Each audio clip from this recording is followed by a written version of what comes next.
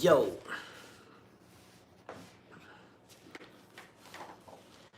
Yo, what's going on? What's going on, guys? Oh, Lord have mercy. What's up? I don't even know what that is. Yo. Never went live on YouTube too much, so I'm trying to come in and see how's everybody doing. What's good? What's good? Oh my goodness. I don't even think I can see. Oh, okay, I can see it. Let's see here. What's up? What's up? All messages are visible. Let's check this out. Oh my goodness. What's going on, man? Oh my, we're live on YouTube. So I thought it'd be a good idea to come in here and try to answer some questions that you guys might have. And yeah, man, let's do it. Let's see, memory answers. I'm trying to put this chat on here also so I can see what you guys are saying, I guess. I don't know. There we go. Russell, what's going on, man? Mr. Taylor, what's happening, brother? Alex Rodriguez, hey, brother, have you used that curve highlighter? I do have an highlighter. I mainly use it mostly in the studio. I don't use it like on location or anything. So, but yeah, I do have an highlighter. I think an highlighter is pretty good because, you know, it helps you get those undershadows and things like that, you know, those really hard to reach places. So let me see what's up. Let me see here. Yo, I'm still waiting on that hat. Hey, if you're looking for a hat, man, like I said, the BC hats, man, are in, man. Just message me and I'll be able to get that to you, man. Get your, you know, the color you want, you know, black and what we have, and then I'll be able to get that over there to you, man. But yeah, thanks for the support, man. That's really, I really appreciate that. So let me see here. Bam, bam, bam. This chat keeps going away, so I'm trying to. Oh, there we go. All right. Wait on.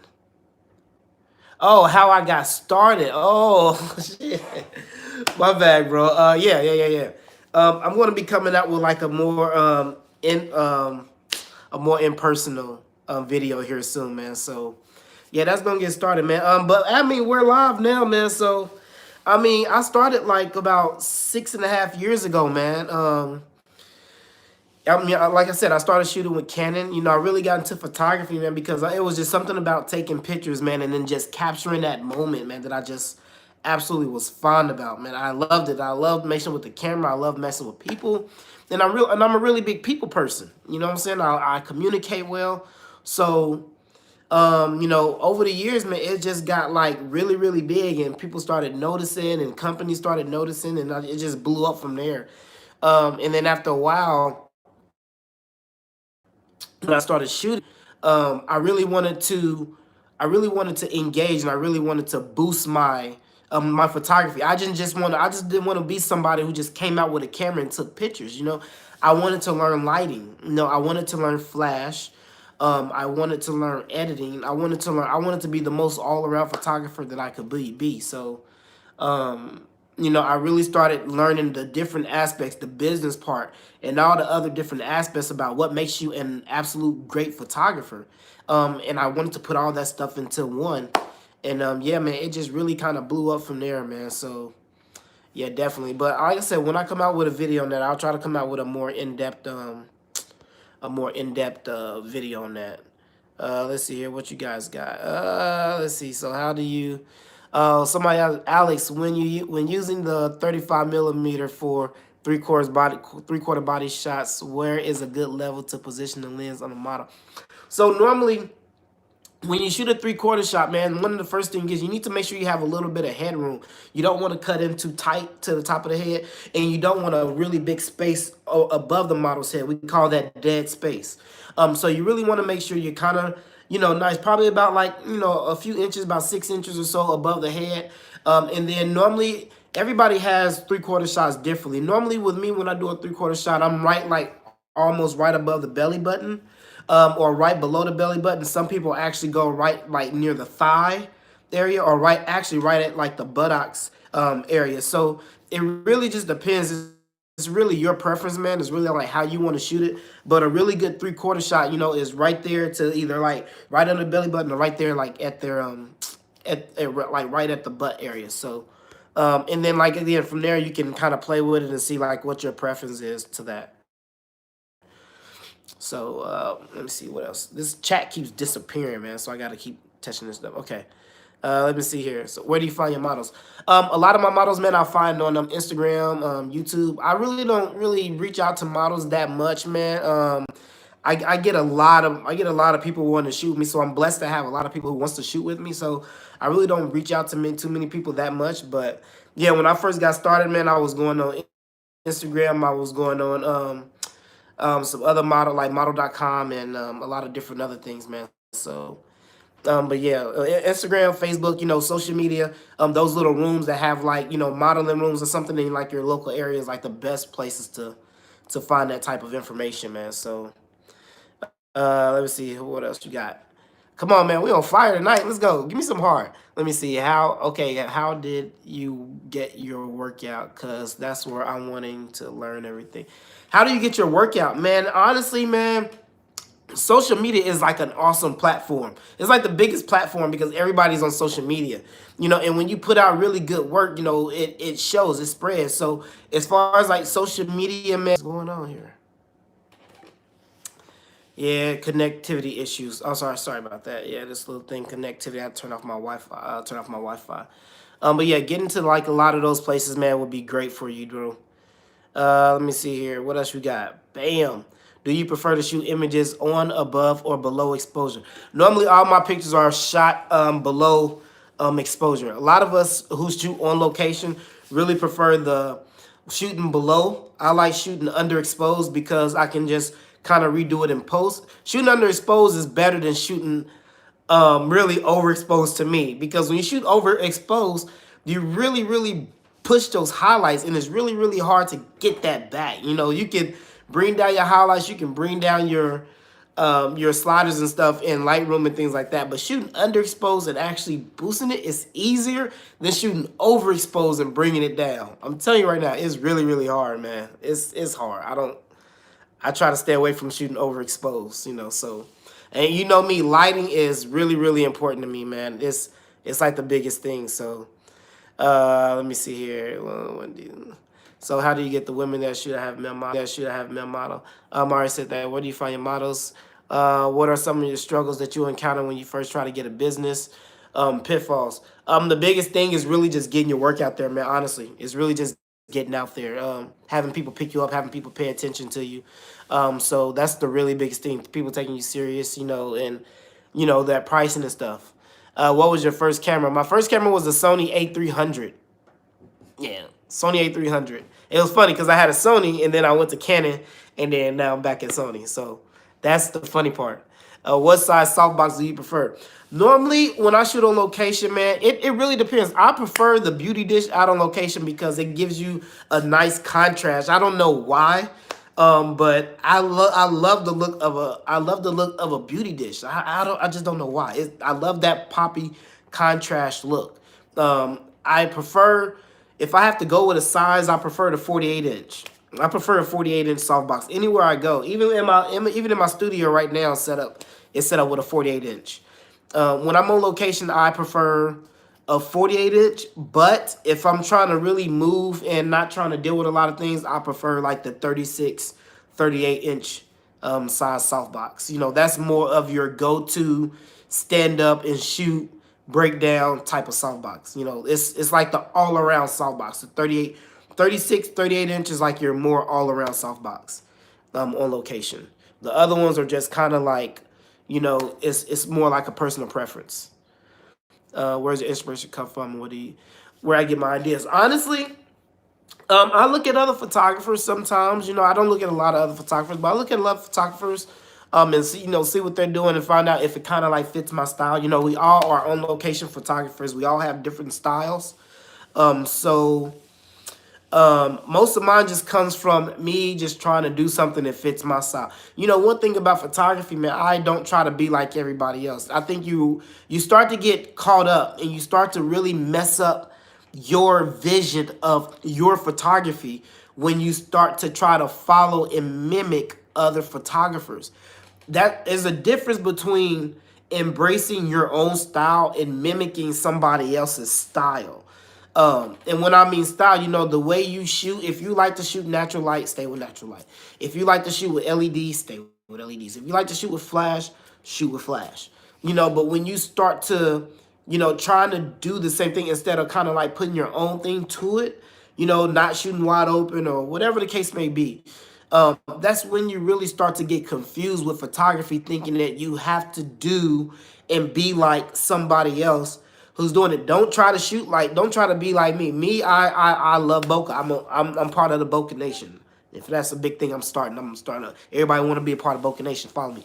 But anyway, I love a thrown out background. I love the depth of field. I love a shallow depth of field. I love the look that it gives to a picture.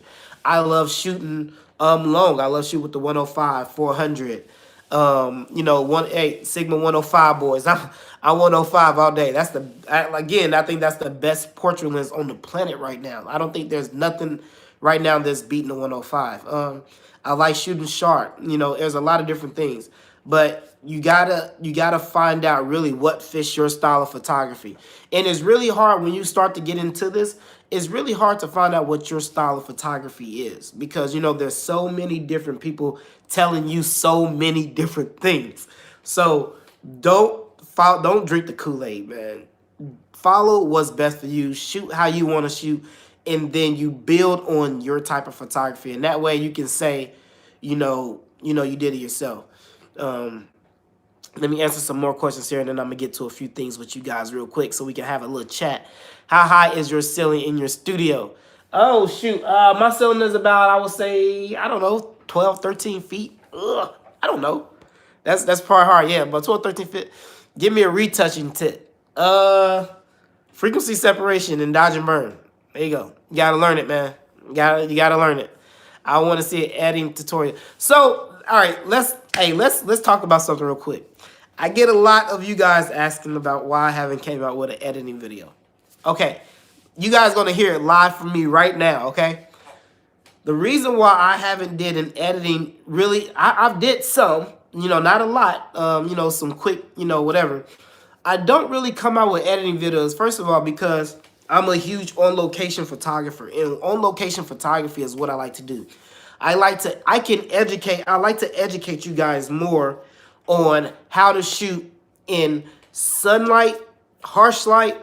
I shoot at nighttime. I shoot in cloud. It don't matter what time of day it is. I shoot. A lot of these on-location photographers that you see on here, besides like Jason Lanier and the other people, a lot of these guys don't shoot at nighttime and don't even have nighttime videos. A lot of them only shoot in a certain date, in a certain time of day. As an on-location photographer, I feel like you need to learn how to shoot any time of day. It don't matter what it is. And I know nighttime photography is a struggle for a lot of people. In Francisco, I saw him shoot at nighttime too. He's really good shooting at nighttime also. A lot of these other guys try not to shoot at nighttime, and I don't believe in that. So I tried to show you guys, and I'm coming out with some more nighttime videos also. But my main thing is I try to educate you guys on how to shoot on nighttime. On how to shoot on location. Whether it's the type of softboxes you use, where to put your softbox at, how to shoot, regardless of the situation, how to use an LED, how to use flash, how to create nice soft light. That's what I mostly try to educate you guys on. I don't do a lot of editing videos because I'm not the best editor in the world, but I'm decent. I'm really good at editing. But there's so many editing videos on YouTube. There's so many people that there is probably like 1,000 to 1,000,000 videos on frequency separation, and people's telling you, no, you do frequency separation like this. No, you do frequency separation like this. Oh, no, you do dodge and burn like this. No, you're supposed to do dodge and burn like this. No, we use this layer. I don't have time for that. And the minute you come out with an editing video, I did it before.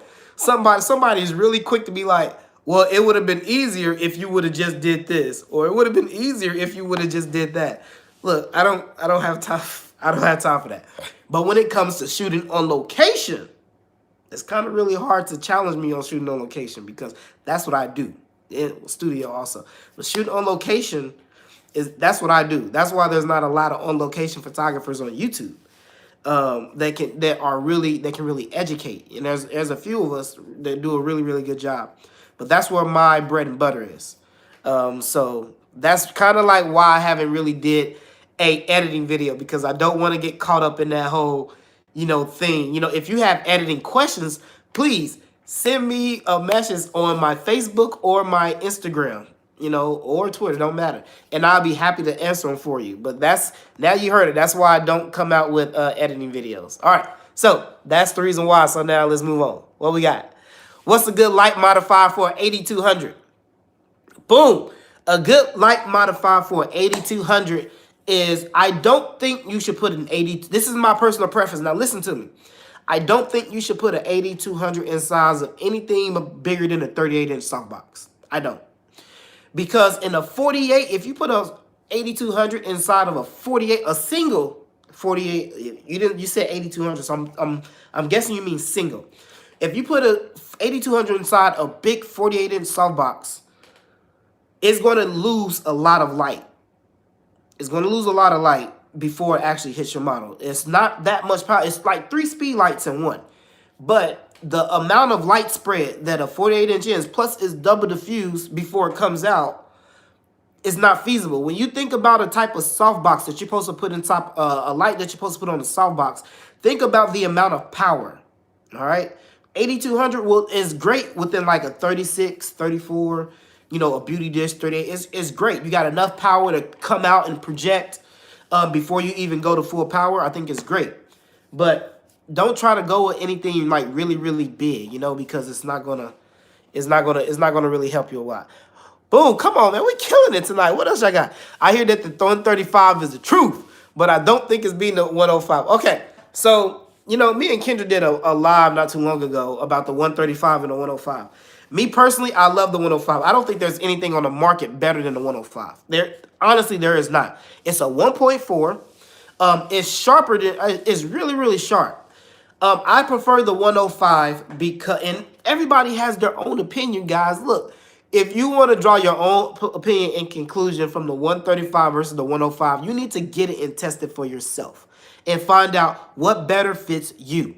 I'm telling you why I like the 105, all right? I've been using the 105. I was one of the first people with it. I'm telling you right now, the first thing with the 105 is this. It's the focal length. 105 is an amazing focal length. It keeps you really engaged with your subject. You're allowed to get close to your subject and still get a nice 3/4 shot, really close. You can get back really far and get an amazing shot. And the bokeh is amazing. I'm coming out with my new video. I'm going to try to get you guys the video tomorrow where I'm going to show you the power of the 105. Hopefully I can get it done tonight and we can try to get it posted tomorrow. If not, I'm going to try to get it Sunday night. But this video is going to show you the power of the 105. And I'm going to show you why this thing is called the Bokeh Master. If you follow me on my Instagram, you see some of the shots that are coming up from the 105. And they are absolutely crazy. And those things were straight out of, it's crazy. But the first thing is the focal length. That's the reason why I prefer the 105. Remember, I shot with the 105 for about 3 years with Canon. So I'm not telling you something that I don't already know. If you look at my earlier YouTube videos, you will see that I shot with the 135 a lot, the 1.8 Sigma Art. So I like the 135 when I used it. Here's the problem. You guys got to remember that the 135 is a prime lens. So you have to be at a distance all the time. Now, for example, if you wanted to move closer to your model, remember with the 135, you can't move that close to get a different perspective or a different type of shot because you're locked in at 135. So you can't move that close. You can go further back all you want to.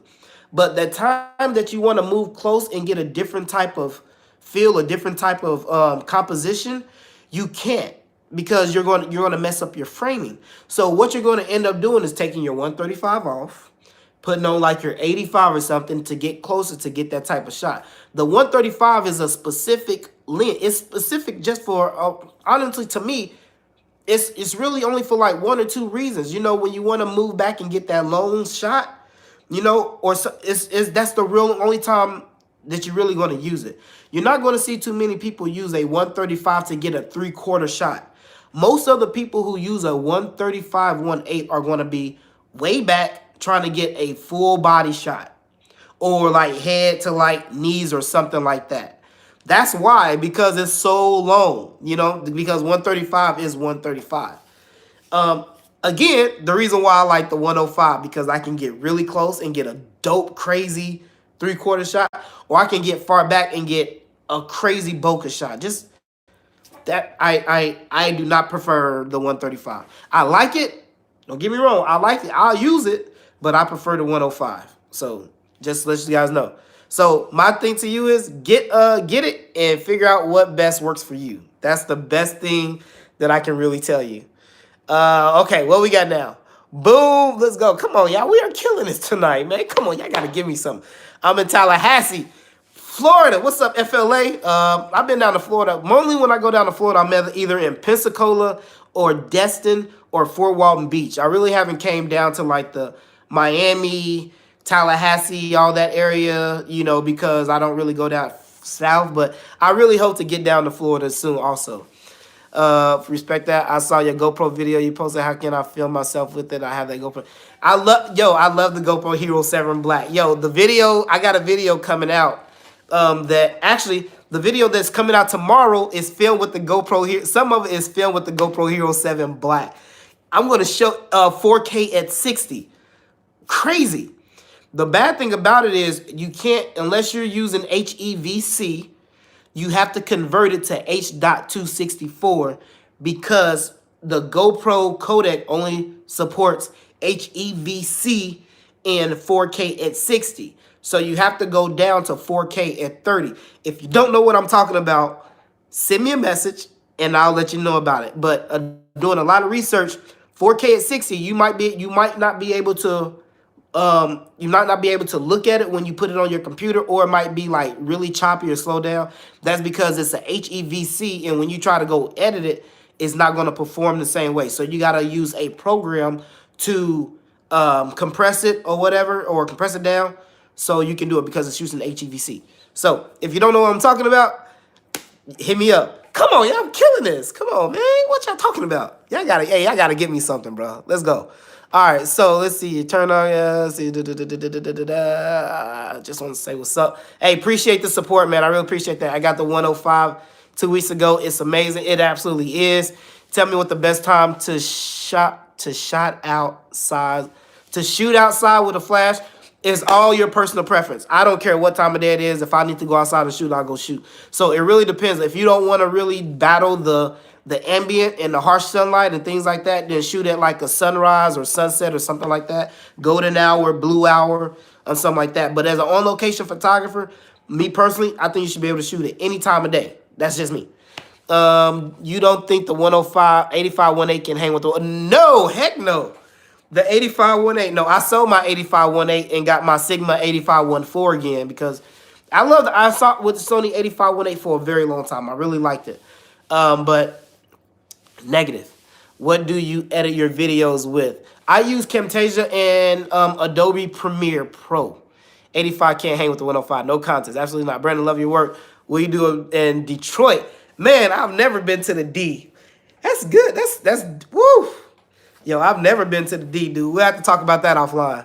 Okay, 105 versus that 40. Yo, yeah, so I do have the 400mm 2.8 from Canon now, and I love it. I absolutely love it. It's crazy, and I love it. So what is a good beauty dish for the 600? I use the 34-inch Glow Easy Lock beauty dish, silver. I use the silver one. One of the best beauty dishes that I shoot with on location. I've shot with it in several of my videos, so you can check it out. But I love the beauty dish, man. If you haven't shot with a beauty dish on location, I highly recommend it, because, you know, hitting that beauty dish in that plate and giving you those harsh shadows, man, you see a difference between shooting with a standard softbox versus shooting with a beauty dish. And I love the look that it gives you. It gives you that really poppy look. Getting down to West Palm Beach. Man, I bet you it is. I love to come down there. Thank you so much. You appreciate it. What's going on, Photo D? I use aluminum foil. Great reason. Aluminum foil, bro. That's how we do. No, I don't use aluminum foil. Okay, I think I got caught up on everything. Yeah, so tomorrow, like I said, I'm trying to come out with a video tomorrow. I'm shooting with Miss Darely. She's one of the models that we actually did a hotel shoot not too long ago. You guys saw that one. On my Instagram, she has like the blue jean jacket on, or maybe like a white top, and she has this crazy bokeh behind her. It's crazy. So I'm trying to do that now. Also, they're gonna call me Mr. Bokeh after this. That's gonna be my new nickname, Mr. Bokeh. I'm getting some t-shirts made, man. So some of you guys saw my other t-shirts made with, you know, my BC logo and stuff on it. Now check it out. I got a designer that's making me a new t-shirt, and it's gonna be Bokeh Nation. So if you guys want to be a part of Bokeh Nation, yo, I'm making a new t-shirt. It's gonna have fire and all kind of stuff on it. Man, on it, it's gonna be like Bokeh Nation, and it's gonna be so dope. All right, just because I'm really about to embrace this whole thing. Bokeh is my thing. Listen, that's my style of shooting. Now, yes, I can shoot stop down and bring down the clouds and do all that stuff. You know, I get it. That's what I'm a photographer. But bokeh is my thing. When it comes to bokeh, I go crazy over bokeh. So, and you guys are going to go crazy over this video that I'm about to drop next, because it is filled with crazy, delicious, buttery, creamy, smooth bokeh. And I love it. So anyway, I am about to drop a new t-shirt that we're designing. It's going to have Bokeh Nation on it. And we're going to have something. I don't know if I'm going to put something on the pocket up here. Probably not. But we're going to do t-shirts right now. It's going to have Bokeh Nation. And then we're going to do some hoodies. But I really want this Bokeh Nation design to be just lit. It's going to be lit. Bokeh Nation. I want everybody to join the Bokeh Nation, because we are coming for 2019. Hashtag Bokeh Nation. Boom. All right. So, all right. Let me see. Let me scroll up. Yeah, man. Blah, blah, blah. When are you doing a jet shoot? We are organizing another right now. The last jet shoot that we were supposed to do got canceled. My model got sick, unfortunately, so I apologize. But the middle is going to be around the middle of April. We have to coordinate with air traffic control. We have to coordinate with the airport. We have to coordinate with the hangar and do all that stuff. There's a lot to go in shooting on a private jet. Let me tell you. So right now, we put our request in. It's going to be around another like week or so. And we're going to do another private jet shoot. I can't wait to do it, because I'm going to stream it live, and it's going to be amazing. We're going to roll out the red carpet, and we're just going to get some crazy, crazy shots, man. So, yo, keep rocking with me, guys. I love you guys. So what else we got? Man, I know you're going to bring that heat against Kendra. So, okay. I heard, I haven't went and watched it, but I heard that Kendra said something on Instagram about editing. Like, bruh, you don't want them problems, man. That's look at this. Look at this. That's editing is what I do. You know what I'm saying? I'm all that whole like color grading and all that stuff he be doing. Look, but when it comes to actually editing and dodging, burn, and frequency separation, yo, he don't want that. Kendra does some good work, man. But you don't coming this way towards me. You don't want that. The editing goat. Oh God, you know what? I'm not gonna really see. This is the thing. I don't get involved in the analytics, and I don't get caught up in those little things. But editing, bro, editing versus me, editing. Yo, when I heard about that, I got like a few messages in my inbox, and somebody was like, "Yo, Kendra just said something about editing against you on you." I'm like, how you gonna call yourself the GOAT? First of all. Second of all, how are you gonna take a picture and then send people a picture? And second of all, how you gonna say that you are, you know, you got the belt. You gave yourself the belt. Like, what belt? Like, how you gonna say something like that and you gave yourself the belt? Like, no, it don't work like that. What you do, a more fair competition versus if he wants to do it, is to find a random picture. First of all, don't send somebody a picture that you took. That's not how you do that. You find a picture online or find something random. Send me a random picture. I edit the hell out of it. And you know, that's how you do it. You find a nice random, either a headshot or, you know, a nice 3/4 shot, something with a little ambient in it or something like that, something with a little background in it. So it's no but here's the thing, you're still at a disadvantage because half of these guys outsource their work to other, like, you know, people who edit it for them. You guys see me edit on Instagram all the time. I do my own stuff. So I do my own stuff. You know what I'm saying? So I don't. Hi Sam, how are you? I know I saw you on I saw the little thing. You did a great job. Good job, Sam. Yeah, I think you're doing a really good job. I don't really follow you, but I'll start following you because I support all photographers. But yeah, I don't know. Just no. Yeah, it's you. If you're with him, then it's still. But no, go online, go somewhere, or have somebody send you guys a random picture, and then take it. Or you know what I'm saying, if he want to, I can send him some really dope headshots. You know what I'm saying? Hold on. Matter of fact, let me see here. This is what you call, look. If you want to, we can edit like some real, that's editing. You see that? I want you guys to look. You don't try to come at me and try to edit, bro. I'm telling you. That's high-end editing. That's what I do. You know what I'm saying? That's what I do. You don't want them problems. You really don't want them problems, bro. So I'm going to leave it at that. But Sam, great job. I think you guys are awesome. Oh, Lord. Here we go. Here we go. Oh, get out of my live. I'm on my live trying to talk to people. All right. So Kendra's so funny, man. I love that guy. He's still my dog, but hey, Bokeh Nation, man. That's what we do. All right, who did you get from that? I just got the 8400 and 38-inch glow. Started out. I know a lot of photographers prefer the 8600. So I don't prefer the 8400. I don't.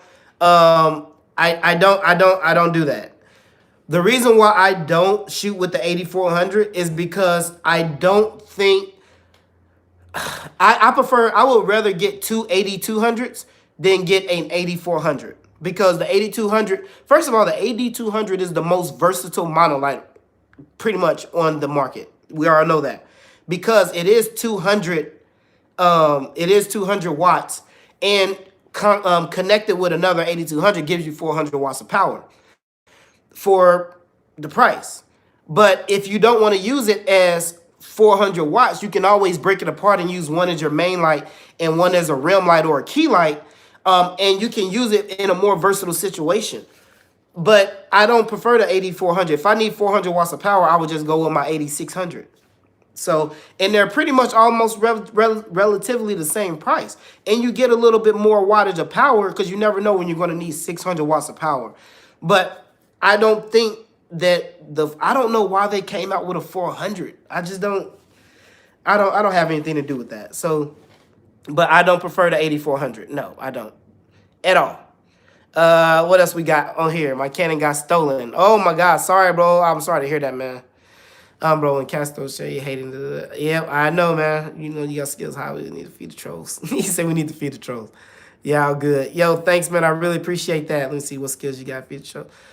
We got a $5 super chat, man. Thanks, man. I really appreciate it. Michael says, Brandon, don't feed the trolls. Mofos throw shade because they liking it, then they falling all day. That's true, man. I mean, it is great. You know, we know when people trolling, we don't. I love Kendra. You know what I'm saying? I love, you know, he's an on location photographer. So, you know, I support anybody, you know, like that. You know, I've talked to, and you know, this is something I've talked to Kendra several times in like our chat room also. You know, we send messages. He sent me messages just random out the blue. I send him messages. So we have a really mutual relationship. So I wanna squash something right now. Anything that you see with me and him talking crazy to each other is really all out of love. He's really one of the only people that I actually really actually talk to. And we're more than just photographers. You know, we talk, you know, about, you know, his home, and, you know, we talk about military. We talk about a lot of different things, you know. So, you know, if you see us arguing or see us talking shit to each other, I'm telling you right now, don't feed into it and don't take it for what it is. We just kind of like trying to give everybody a good show. But Kendra also knows not to fuck with me when it comes to editing. So he really don't want to go there. But at the end of the day, you know what I'm saying, he's one of the only people that I talk to. The problem is, here's the thing though. You guys are gonna hear this from me, and I'm not about to throw shade, and I'm not about to throw salt on anybody. As on location photographers, we got this little thing where people don't support each other. You just don't. I don't know why it is, but half these people don't talk to anybody. And I don't know why it is that they feel that, because we all have kind of like similar styles. But I would think when I first got started, I'm like, yo, we kind of got similar styles. Yo, it would be like cool if I could like talk to this brother. But a lot of people don't reach out to each other. A lot of people don't talk to each other. And it's sad, honestly, because honestly, like, we should all actually be bringing you guys something like all the time. I would love to hook up with some of these guys, if our schedule permits, or even if we can work out something. But it doesn't happen like that. Everybody has their own little thing. We all have families. We got some brothers like Kendra building the house right now, so I'm sure he doesn't have time to come out and meet at like a central location. But just talking to each other. A lot of us don't talk to each other, and it's sad. It really, really is. And I think people still feel like they on that high horse, and they feel like they're high and mighty, and think that they just don't need to. And that's fine. If you want to be an introvert and stay to yourself and do your own thing, that's great. But I've never turned people away. I've never turned anybody down. I've never talked crap about nobody. I'm cool with everybody, and I try to show love and show, respect and support to anybody. You know what I'm saying? But I wish we could be a more close-knit community. I know, and we see it. We know that there's only certain people that talk to certain people. We see it all the time. We're not stupid. It is what it is. But whatever, man. Key is one of the best. Yeah. Key is cool. Key is cool. He ain't the GOAT. I kill him. I kill him in the heartbeat. I'm telling you right now. He don't want them problems. I get that boy to work. You know what I'm saying? But the only thing he can rely on is his color grade. That's it. Because when he comes to that work, trust me, I color grade the hell out of that boy. He don't want them. He don't want that. You ain't no goddamn GOAT. You might be a little sheep or something. You're on your way to become the big dog. You ain't reached big dogs yet, bro. But it is what it is, man. We both do good work, man. And like I said, at the end of the day, this is all about bringing you guys, educating the community, man, and help and being there for you guys. That's the only reason why I do this, is to bring you guys stuff. So, all right, what else we got? I want to see Brendan, Kia, and Ike. Ike. Photo Mike, that guy is somebody special. Do you hold workshops? Yeah, we'll be holding a workshop up here in Virginia Beach, because we in the beach. We're going to be holding our workshop actually in, when is it? 2 weeks? I'll be putting some emails and messages and stuff out, but we got a really nice photo walk coming up. We're also going to host some seminars. We're going to be really, really engaging in the community and engaging with everybody very, very soon. I got a lot of things that I'm working right now. Yes, I'm in VA. I'm in Virginia Beach. Come on, man. I'm in the beach. I run VA. This is my state. I run this state. This is me. But yeah, man, I'm in the beach. So, but anyway, yeah, if you guys are close to Virginia, I know we got Philly. We got, New York ain't number like 6 hours away. We got Jersey. Who else we got around here? We got freaking North Carolina, NC, SC. Yeah, I got one guy that comes from North Carolina all the time. You know what I'm saying? He comes up here all the time. So, you guys got to come to VA. If y'all want to rock with your boy, Lonnie is in the building. What's going on, LS? Lonnie's in the building, But yeah, there's going to be a workshop coming, man, and we're going to get it. We're going to do some off-camera flash. We're going to do some natural light. I can't tell y'all everything that we're using, but if y'all want to be a part of a dope photo walk, and y'all know me, I'm different from these other guys out here. I don't do it. Kendrick, horrible.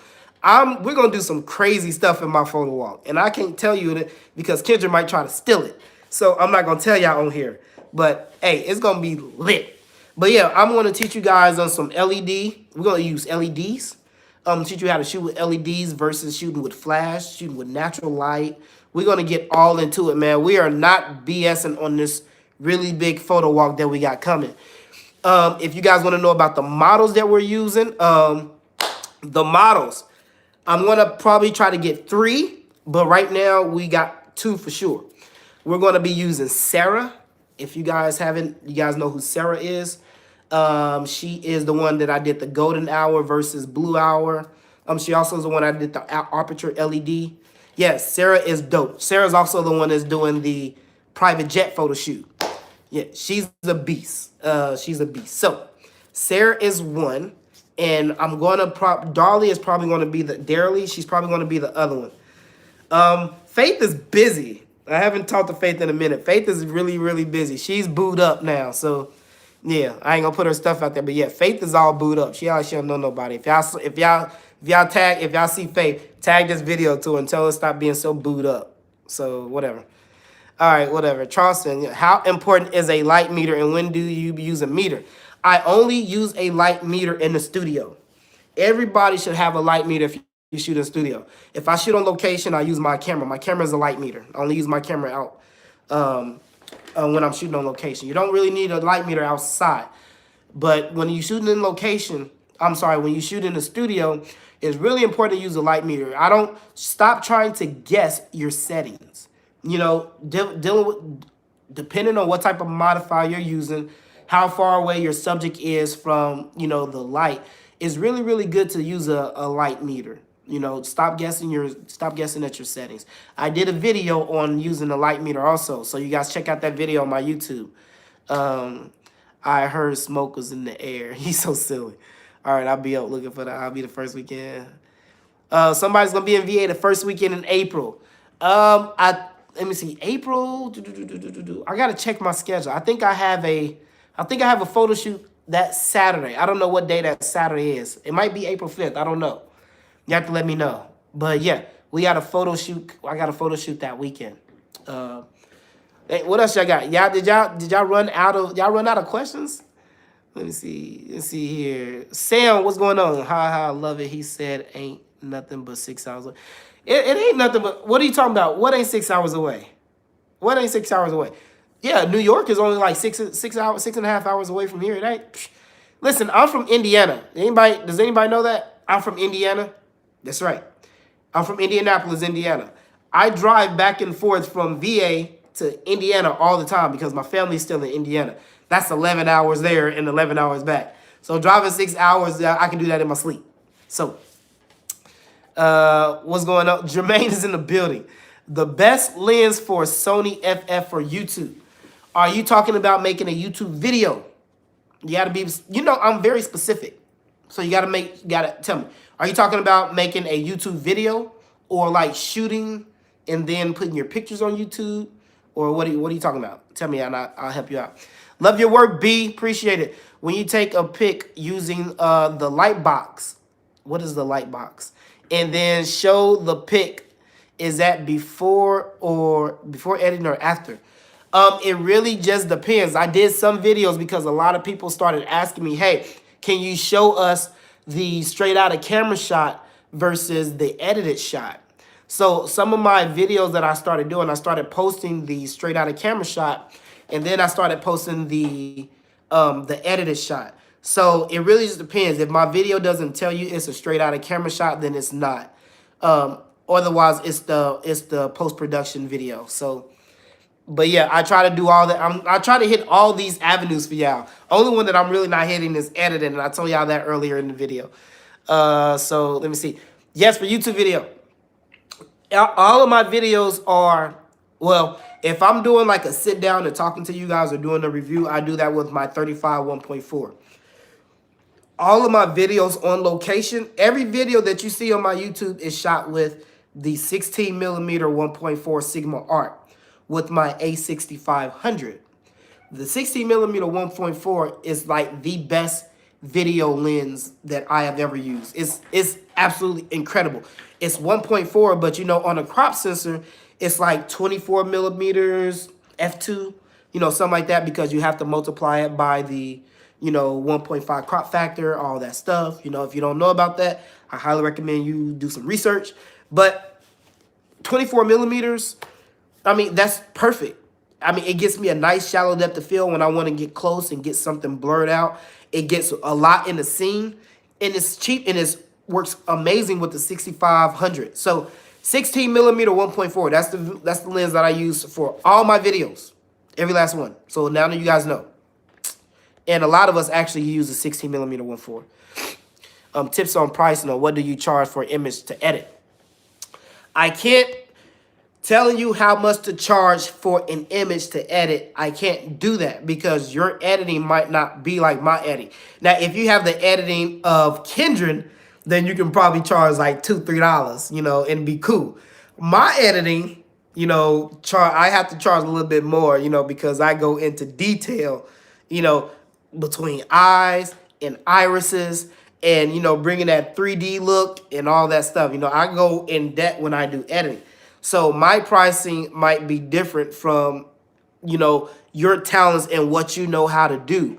So charge what you think is right for you. I can't help you with that. That's something I can't help you. And I'm not going to try to. Anybody else is going to try to tell you, but you know, I'm probably the realest, and I'm going to tell you straight up. I can't tell you that. So what kind of skill you have to teach about off-camera lighting? I'm looking to learn off-camera flash. Yeah, we're going to get into it. We're going to get down into it. Flash power, your settings, you know, a lot of those different things that people really still struggle with. We're going to knock it out. Thank you so much for your videos. I'm actually taking time to respond to your comments. Oh, absolutely.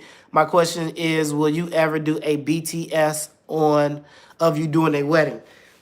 When wedding season kind of like picks back up, I want to do a YouTube video behind the scenes on how I shoot a wedding. I know there's a lot of wedding photographers out there, and I know they got BTS about how they do it. I want to show you guys how I do it. So, but yes, I will try to bring you guys that. So, but as soon as I get one. Hey B, do you use a mouse or Wacom tablet? I use a mouse and keyboard. I can't stand a Wacom tablet. First of all, I haven't actually even tried it, and you know, for my workflow, I'm just really more comfortable with a mouse and keyboard. I heard that the Wacom tablet was, you know, is great, but I just can't really get into that right now. So, but yeah, I use a mouse and keyboard. What do you think about the new firmware coming for the A7 III, A7R III? I think the firmware is game changing. See, Sony is already cheating, you know, because with our eye autofocus and stuff. So using a Sony camera is already like cheating. So I posted a video when I was at Best Buy a few days ago. You guys can see a lot of this stuff if you follow me. Go follow me.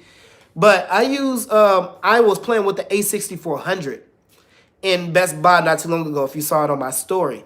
And basically what I did is I locked on focus because I wanted to do the real-time tracking. I couldn't do the animal hold thing because they didn't have animals inside Best Buy. I told them they need to get some animals in here.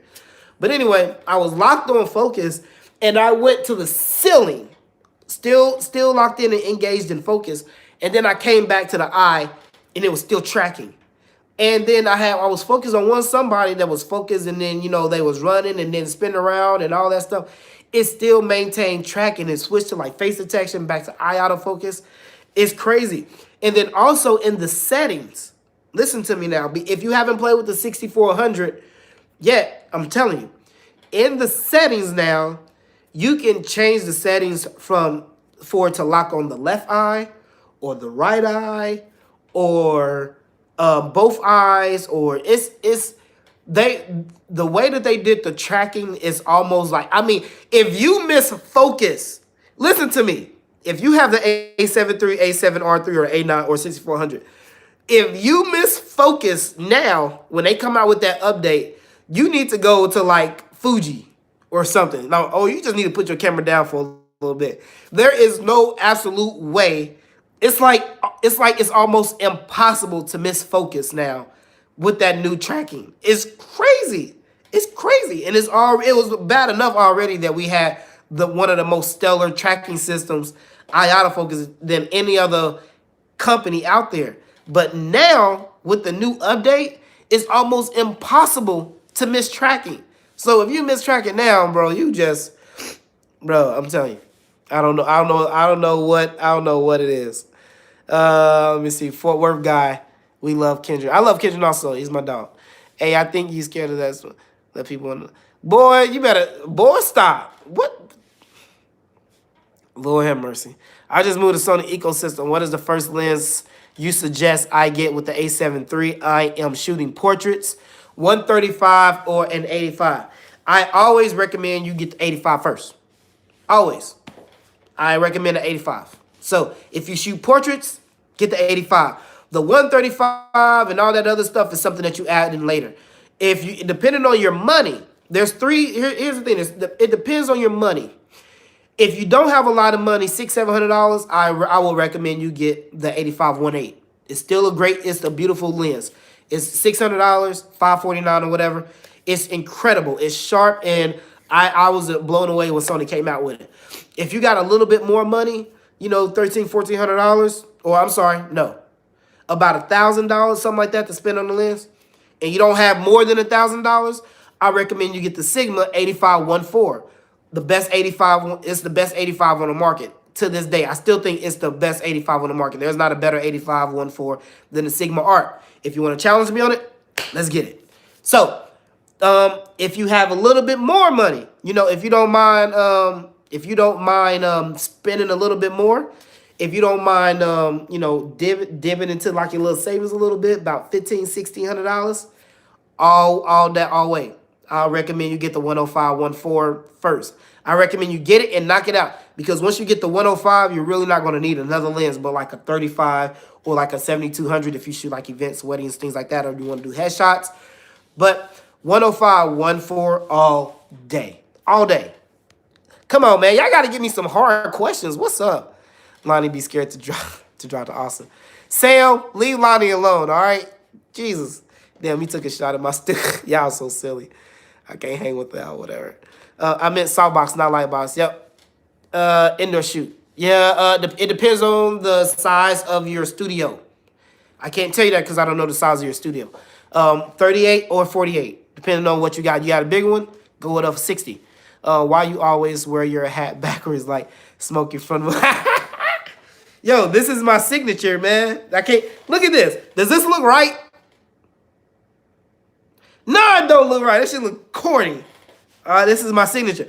Plus, if you don't know, my logo is, I took that picture. I took the original picture like that when I was looking in looking out of a window. I took that picture when I was looking out of a window, and I was like, "Yo, this is gonna make a dope logo." And I gave that logo to somebody. They turned it into the actual logo.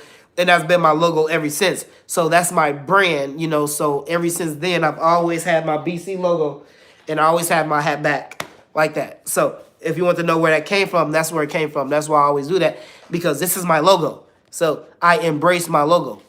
So let's see. Let's see. Now stick to your mouse and keyboard. You're such fire Sony hater ganger. You stupid. Sigma or Sony lens for that question on the Sony system. It depends on what lens you're talking about. Give me a lens and I'll tell you what lens. It don't matter. Y'all can give me anything. Give me a lens and I'll tell you anything about it. Give me a lens or Sony or whatever you want, and I'll tell you what. Come on, man.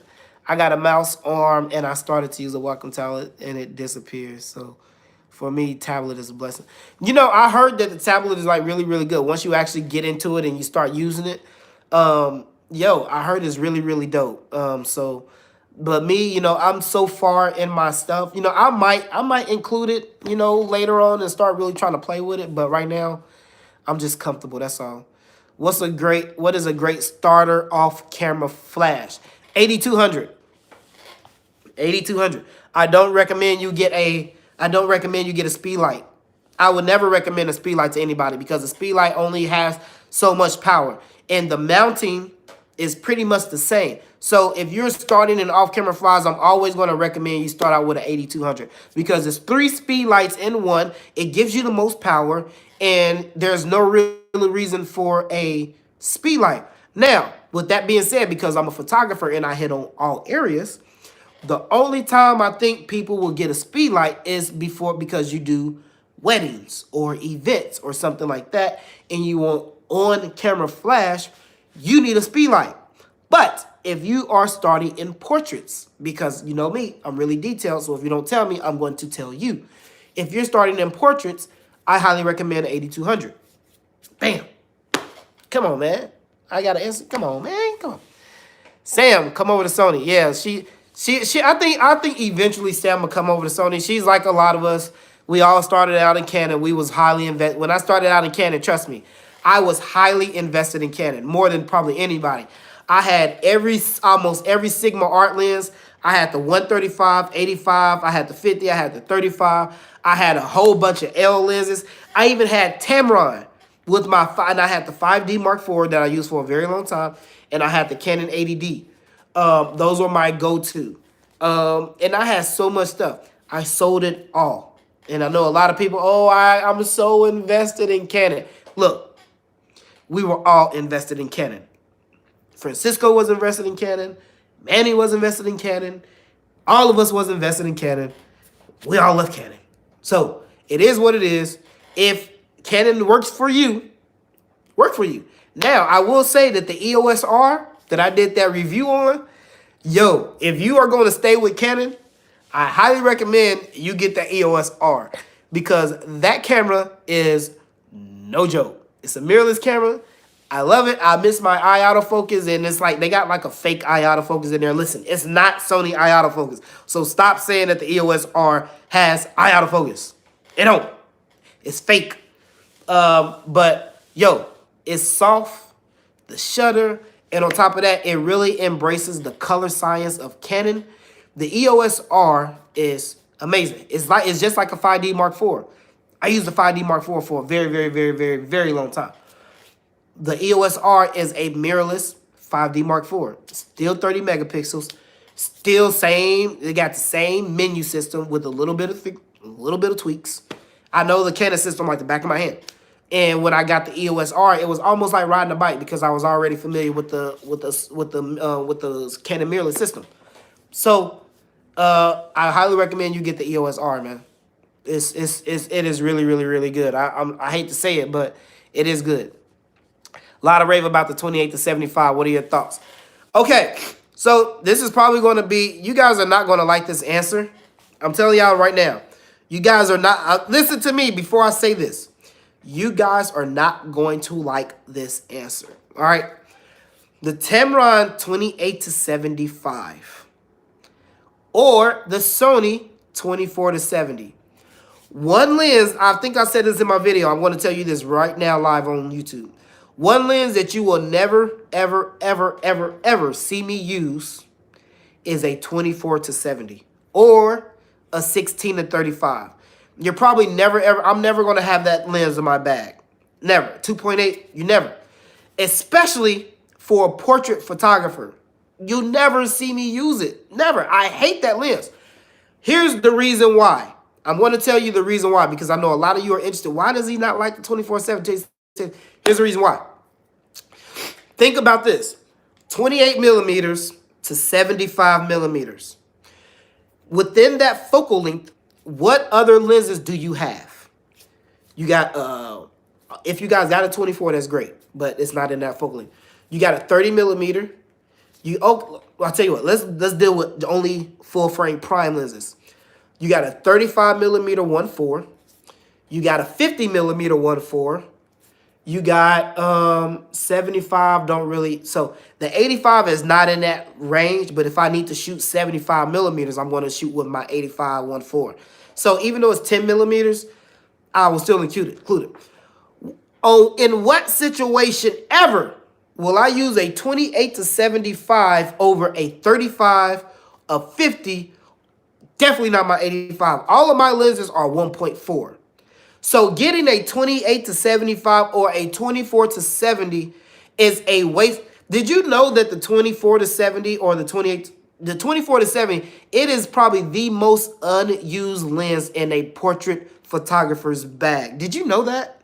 Because, listen to me, when you do a portrait session, how many of you be like, yo, let me reach for this 24 to 70 or let me reach for this 28 to 75 instead of grabbing my 50 millimeter 1.4 or my 35 or my 85? Says nobody. Nobody does that. So to have that in my bag is a waste of money because I will never use it over a prime lens that is much sharper, more wide open, lets in more light, and then why would I use it? So for people to tell you to get the 28 to 75 or 24 to 70 is a bunch of BS. It depends on what you shoot. As a photographer and as one person that tries to educate the community, I have to ask you, what do you shoot? If you shoot weddings or if you shoot events, weddings or events, that's the only time mainly that I will recommend you get a 24 to 70 or a 28 to 75. Because I understand you don't want to miss any moments, all right? So I understand that. And I understand you can zoom in, zoom out, zoom in, zoom out, zoom out. I get it. 70 to 200 when I do my wedding, zoom in, zoom out. It's sharp. It's crazy nice. That's the only time. If you are a portrait photographer, I guarantee you there is not a portrait photographer on the planet that will recommend you get a 24 to 70 or a 28 to 75 when you already have a prime lens that shoots a 35. You think a 28 to 75 is better than the 35 millimeter 1.4 Zeiss? Do you think a 28 to 75 is better than the Sigma 50 millimeter 1.4 or the Zeiss 55 millimeter 1.8? Do you think using the 28 to 75 2.8 is better than using the 85 1.4 Sigma for you guys that have the G Master or the 85 1.4 G Master? The answer is no. So stop drinking the Kool-Aid and stop listening to the hype. Don't ever get that. Again, it depends on what you shoot. Me personally, even when I do events, I really don't shoot with that. When I do events or wedding, these are the two lenses that I take, just to let you guys know. I have a dual strap. I take the 70 to 200. That's on one hit. And I take my 35, 1.4. Those are the only two lenses that I need. That's what I shoot with. A 35 millimeter on one, 70 to 200 on the other one. Because 35, or I take my 50. It really just depends. A 35 or a 50 millimeter prime is right there, smack dead, kind of in the middle of 28 to 75 or 24 to 70. So there's really no situation where I'm going to need 24 millimeters or the 70 millimeters because I have a 70 to 200. So I would rather use my prime on one and my 70 to 200 on the other one. So again, when I shoot, when you guys see me shoot, you'll see me when I do an event, 70 to 200 G Master in either my 30, or it's mainly going to be my 35 1.4 Zeiss because 35 is perfect. It's perfect. And if I need to be 50 millimeters, I'll just, I can just move up a little bit or move back, whatever. It really don't matter. Or I'll use clear image zoom because you guys got to know your equipment, right? Or I'll just use clear image zoom and zoom in a little bit with my 35. Come on, man. And I got that pre-programmed on my thing so I can do like this. Come on, man. I'm killing y'all. Y'all killing me, man. Come on. I thought y'all had some hard questions. Does Sony autofocus work with Canon L? Yes, it does. So I have the Canon 400 millimeter 2.8 and I did a video on it and the autofocus works great. But it really just depends. It's hit and miss on some of the L lenses, so you really kind of have to do your research to find out what it works with and what it don't. I use the MC11 adapter. MC11 adapter works great with the Canon L lenses on my Sony. And it works great. The autofocus, everything works great. 24 to 70 is only for events. That's damn right. You got that right. Only zoom I got is 7200. Well, I do have another zoom, though. I have the 12 to 24 f4. Because there is a time that I will need the 12 millimeters. I will need to go way down there so I can really get a crazy, when I really want to get a crazy dope image where the bride is doing something and I want to bring down the skies or something and get a crazy, crazy, crazy dope shot, I use my 12 to 24 f4. So I do have the 12 to 24 f4. Boom. That's true. I have the Sigma 24 to 70. And I never use it. It's just sell it because like I just told you that. You don't use it, man. I'm telling y'all, man. Yeah, I only tell y'all the truth. I tell y'all what people are not telling y'all. I have the Tamron 70 to 300. Jesus, what is the f-stop on the 70 to 300? 24 to 70 and 7200 are weddings must. Yep, if you shoot a wedding, I highly recommend it, bro. Low key in the building. Oh, Lord have mercy, this guy. What's up, Mike? I'm about to get off of here in a second. I've been talking to the man. We've had some great conversations.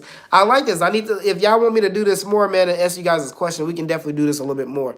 But yeah, 2024 is nice. Yes. How can you take a self-portrait using the self-timer on a tripod, but also get a great blur for the background? The camera that I have is a Canon Rebel T6. Bruh. 5.6. Oh, Lord, man. So you want to try to get a blurry background, self-timer, on a tripod with a Canon T6. Can anybody... And what... I'm sorry. What lens are you using on your Canon T6? I'm not gonna say anything yet. Tell me what lens you're using before I get off here, because I want to try to help you with this. Okay? I'm gonna try to help you with this. But anyway, yo. So tonight I'm gonna get back working on this YouTube video. Hopefully I can drop this video tomorrow, and I'm gonna show you exactly tomorrow this video is gonna show you the power of the 105. This video is gonna show you why the 105 is the dopest portrait lens on the planet and why they call this the Bokeh Master. For all you guys don't know, I mentioned it before. I got some shirts that are coming that I want to be hot. It's gonna have Bokeh Nation on the back of it. I'm starting Bokeh Nation. So everybody who want to be a part of Bokeh Nation, yo, we about to let these things fly off the shelf. So what's up, Bokeh Nation? You guys are gonna see that. I'm about to run Bokeh Nation because I love Bokeh. Bokeh is what I do. So it's gonna be all about Bokeh Nation. All right. So let me see here. What did he say? Did he answer me? He got a 200 f5 on his. Yeah, right. Don't lie. Don't say that. That's bad. Don't do him like that. You gotta do this more for the ophthalmology. Definitely. All right. Well, that's cool, man. I'll definitely try to come with and try to do like a live, probably like once a week, man. Hit on some topics. You know, it's not that bad. I got time. I'll take the time out, put the time aside to come and answer you guys' questions, because this is what I want to do. All right. If you guys are not following me, please make sure you follow me on my Instagram and my Facebook. Instagram is Brandon Cole Photography, and Facebook is Brandon Cole Photography. So what else you got? Lens is a 50mm f-stop 1.4. Glad I got that. Well, it destroys the background. You right to destroy my. I ain't got it, Nation. 185, 18 Nation over here. No, we're not. I'm not. It's not gonna be 105 Nation. It's just gonna be called Bokeh Nation. Anybody who likes Bokeh, you know, it's gonna be Bokeh Nation T-shirts, man. I want everybody to join the movement of the Bokeh Nation. So you got the 50mm. You got a 50mm 1.4 on a Canon T6, bruh. Man, my thing is to you, bruh. Sell that T6. Excuse me. My bad. Sell that T6, bruh. So, I mean, okay, so the Canon T6, Technicalities T6i is crop sensor. It's a good camera. You can get a blurry background if you have your settings around. I mean, you get the depth of field comes from the lens. You know, it's not the camera. I don't know why people think that, your Canon gives you, your camera gives you blurry, shallow depth of field. No, it's the lens. So what you need to do is you're gonna have to check your background, because you get that from the separation in your background. So I would highly recommend you go to an area where you're not really that close to your background. Get the camera kind of close to you so you can get a really nice shallow depth of field, because you get a more shallow depth of field with, depending on how far you are from, the subject is, from your background and where the lens is at. So you can still get a nice shallow depth of field, but you need to just make sure your settings are set up right, and make sure your camera to the to your subject, and make sure the subject to the background, in this case is yourself. Make sure you have some background. Make sure you have some separation to get that shallow depth of field. But it can be done, man. You just have to work it. So let's see here. Self-timer, yeah. Self-timer is good. It's possible. It's gonna be hard with that camera, but it's possible. Yep. Oh, thank you, Mikey. All right, y'all. So that's my time. Let me see. We was on here for 70 minutes. Y'all was. That's what's up, man. Y'all was rocking with me for like 70 minutes. I really appreciate that, man. An hour and 10 minutes to try to get you guys. I hope I helped you out with you guys. My final thoughts to you guys. Yo, dog, can I see the palms of your hands? What's wrong with my palms of my hands? What are you, a palm reader or something? What's going on? Oh, my house. But anyway, yo, it's right here. Look, see it? I got a big. That's the all that stuff. One day I might even give y'all a tour of my house.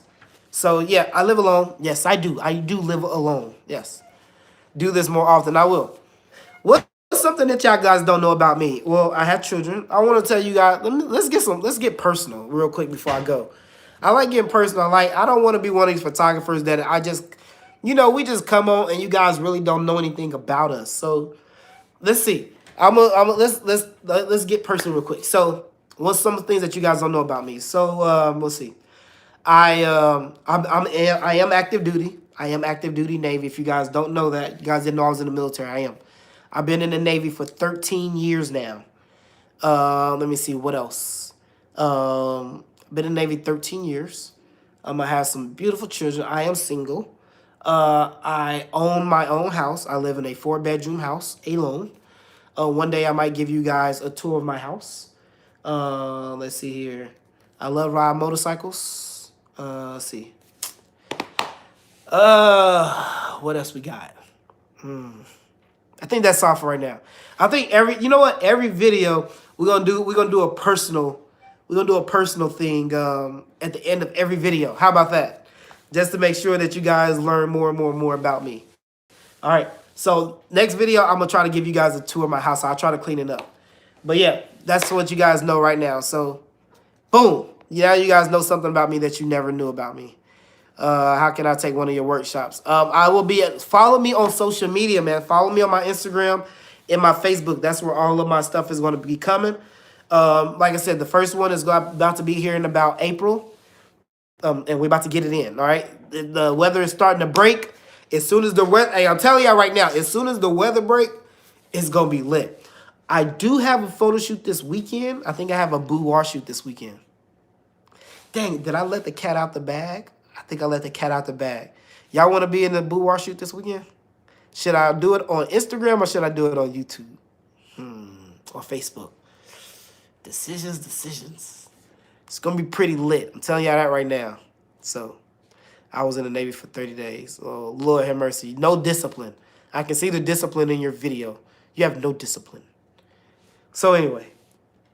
Kendrick challenged you on IG for IG. Kendrick is delusional. That's what he is. Thinking that he can match my work. That's, boy. Lord have mercy. I think he's actually on something. I think he didn't take his medication today. So yeah, I think that's what it was because he don't want I tried to show him earlier. Like I'm editing right now. Look at this. Look, I'm doing some editing right now. Like I don't think Kendrick wants to meet that type of quality of editing. Look at this. Let me go closer for y'all. Hold on. I'm just doing some editing. I'm doing some editing right now. I don't think you want to meet that type of editing, bro. I don't think you want that. Really. You don't want that. You don't want that type of, you don't want them problems. So I think you better stick with Photo Mikey and VC and all those other guys that people keep telling about because coming this way is not good. Let's see here. Let's see. Blah blah blah blah blah blah blah blah. Real shit. VC. Brandon, my question is around to much gear. All right, man. Okay, a few more questions. What you got? I have the Easy Glow 38-inch deep parabolic. I got the 38-inch softbox. I got the Godox 28 softbox. And recently on a hotel shoot, I felt they were too big. Thinking about purchasing the Glow Easy Light Deep 20. Do you have a thing for deep parabolics, man? What's up? So it is always good to have a smaller softbox in your camera bag. A 20-inch is pretty small. You're not going to really get the light spread. So my smallest softbox is a 26-inch beauty dish. It is a great beauty dish, and it's really, really great for really small areas like that where you can still get a really good light spread. A 20-inch is more like if you need to shoot it like in a certain direction, or angle it down, or it's also good for a good rim light. It's really, really great to soften up the rim light. But for a main light, I really don't use a 20-inch for a main light. There has to be, like, I got to be in a place where I can't even move. I got to be in a place where I can't even move to use a 20-inch. So, but I would say go with the I would say go with that. Go with a 28. Go with 27, 28. If you want the softbox that I use, message me in my IG or Facebook, and I'll send it to you. It's really, really great though. I've been using it for a long time. What are the specs on your editing PC?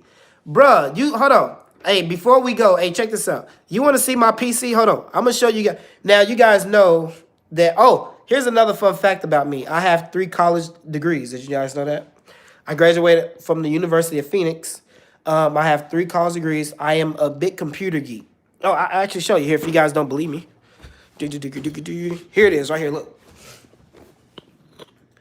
Bam. This is my This is my bachelor's. Bachelor's of Science, Information Technology, software engineering. So I'm really big into software engineering. That's my thing. Coding. So that's what I got my degree for. My degree is in coding. All right. I like to code and build computers. So you asked me about the specs of my computer. Well, I built my computer here. I'm gonna show you my computer and what it looks like that I built. So I'm gonna turn my camera around. Hold on. Let's see here. So this is my computer that I built. Look at this.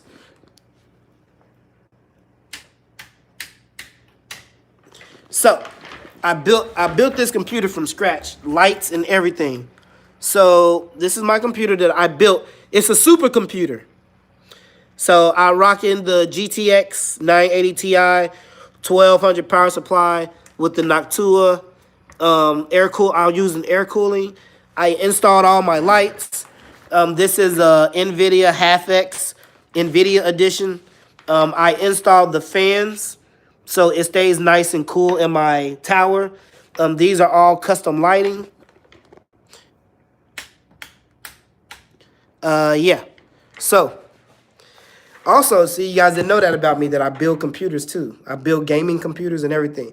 So if you're talking about a computer, a build, like that computer can handle anything. I'm talking about anything. I built that computer from scratch. That's what I like to do. I like to build computers. Hence, that's why you see me wear green a lot, and because I like green, if you haven't noticed. And then I have a 3 monitor setup, as you guys know. I got a 3 monitor setup. So, all plugged into that one graphics card so I can use it to do a lot of different things. So, dang, you guys are learning all kind of shit about me today, ain't you? Yeah, man, I gotta get it. What else you got? Fuck this thing, man. Oh, no. Yo, this thing is crazy, bro. But anyway, hey. Yeah, that's exactly what happened. I got a phone call and it interrupted everything. So Best Buy call. So stupid. Anyway, I appreciate it, Sam. Thanks a lot, man. I appreciate it. Sorry about that, guys. Yeah, I actually did get a phone call and it interrupted everything. So sorry about that. And then that's pretty much it, man. So anyway, I'm gonna try to do this again with you guys. Sorry about that, but yeah, I think we got a lot of things covered. I think it was awesome, man. So appreciate you guys for rocking with me, and then like I said, I'll talk to you guys on the next one. Make sure you guys follow me on my social media, man, so we can do this again. All right, I'll holler at you guys later. Appreciate your help. Appreciate you for rocking with me, Sam. You're awesome. Appreciate you.